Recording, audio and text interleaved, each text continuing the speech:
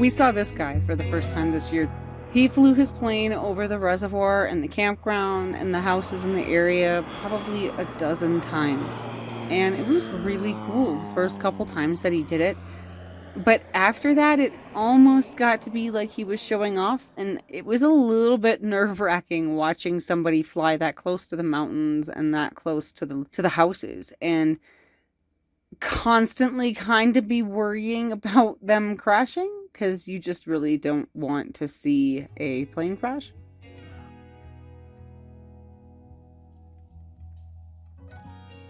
I've always wanted to have a bird's eye view of the mountains.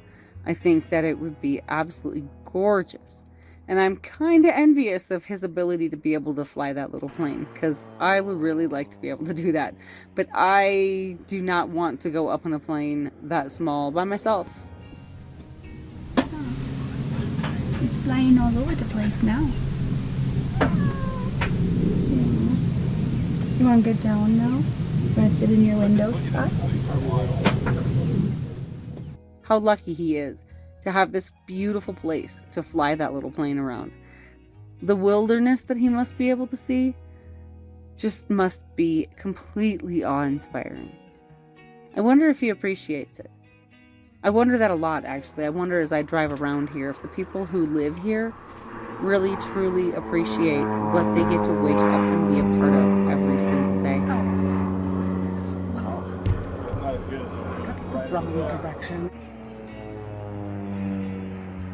When I was a teenager, my great uncle Vince had a stunt plane. He had a couple of planes, but he had one of them that was a 2-passenger stunt plane.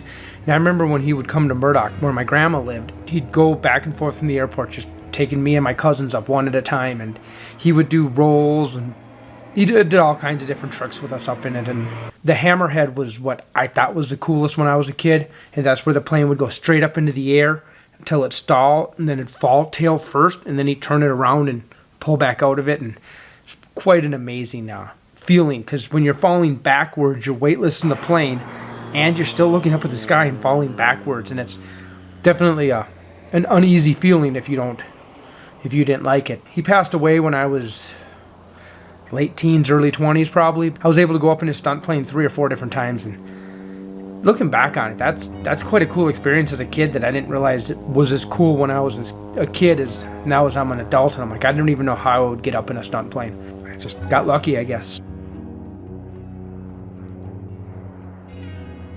Vince wasn't just some yokel that had an airplane so he would do tricks with a bunch of kids in it either. He actually went to air shows, barnstorming events. It was like his life was his airplanes. He had flown to 6 different continents, I believe. Yeah, airplanes was his life. And yeah, he wasn't just some, hey, let's go take the kids out and do rolls and flips and stuff. And he knew what he was doing. Definitely.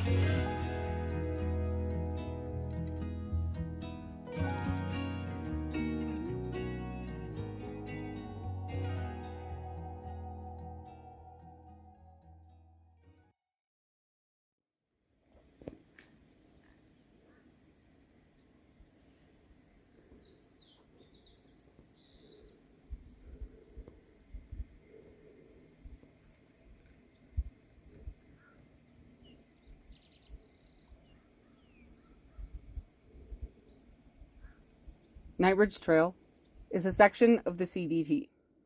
The CDT, for those of you that don't know, is the Continental Divide Trail that runs from the Mexican border of New Mexico to the Canadian border of Montana. And while I'd really, really like to hike the CDT, let's just say there is 0 part of me that wants to hike through the desert of New Mexico, and there is 0 part of me that wants to hike through grizzly bear country. So that kind of leaves me with Colorado. And I would really like to hike every section of the CDT that runs through Colorado. So I've been on a few different trails of the CDT. One was to on the east side of Berthoud Pass, and one is on the west side of Berthoud Pass. And then now Night Ridge Trail. And I'm very, very happy to say that Night Ridge Trail is a beautiful trail. Night Ridge Trail runs along Lake Granby and the Colorado River all the way to the dam at the Shadow Mountain Reservoir. because there are campgrounds at the beginning and the end of the trail, you will run into people in the first mile and the last mile. But other than that, we didn't see anybody. We didn't run into anybody. It was absolutely beautiful.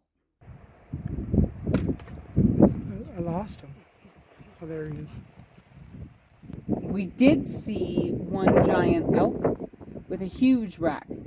And we were not very good at getting any kind of video of it because we were just too busy watching it. There he is. And to watch something that's built like that, with the muscles in his back just rippling as he climbed up the hill, was absolutely beautiful.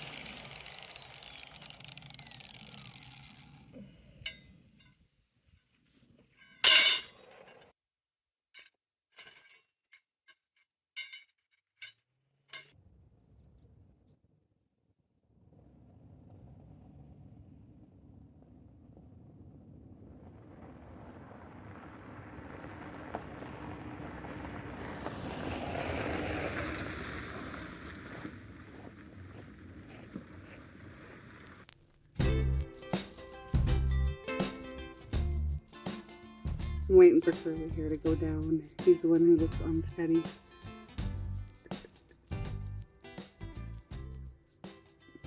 When I said earlier we were in a closed campground, we thought that meant we were going to be alone here.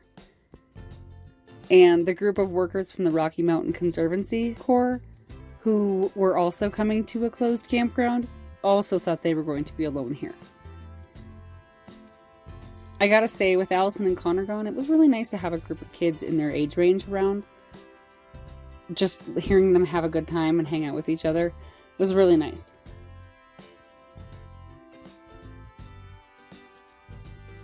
I don't have a lot of footage of them while they were here, mostly because I believe in other people's privacy, and they did not come here this summer to be in my YouTube videos. I'm still waiting for Curly hair to fall in. Looks like a race.